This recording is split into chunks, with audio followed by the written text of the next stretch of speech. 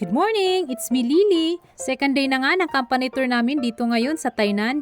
At ang aga ko ngang nagising. Alas 4 pa nga lang ay gising na nga ako. Kahit saan talaga ako ilagay, ang aga ko talagang nagigising. Mga bandang alas 5 nga ay bumaba na nga ako. Gusto ko sanang manood ng sunrise kaso paglabas ko makulimlim naman ang panahon.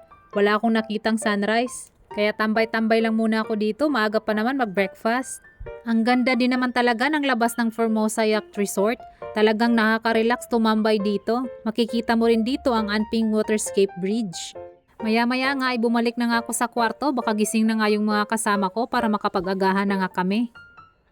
Bumanat na naman kami ng kain ng agahan dahil alam naming mamayang lunch hindi masyadong kasarapan ng pagkain. Kaya nag-full tank muna ang mga person. Alas 11 pa naman ang checkout namin dito sa hotel kaya lumabas muna kami after namin kumain ng agahan para makapag-picture-picture kami dito sa labas.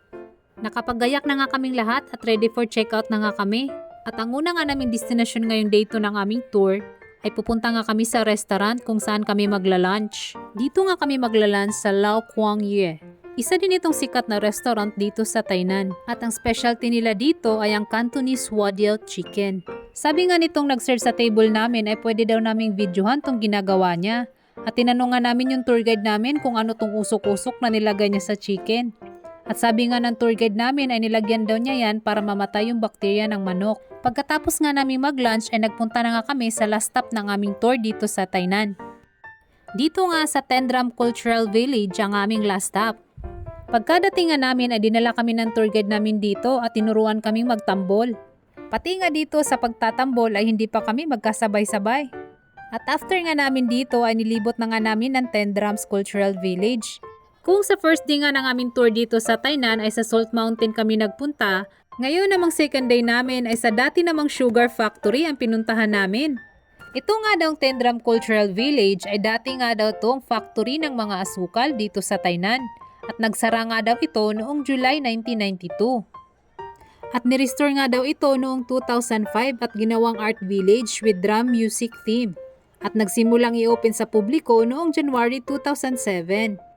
May drum performance din kaming napanood dito, pero bawal din mag-video dun sa loob.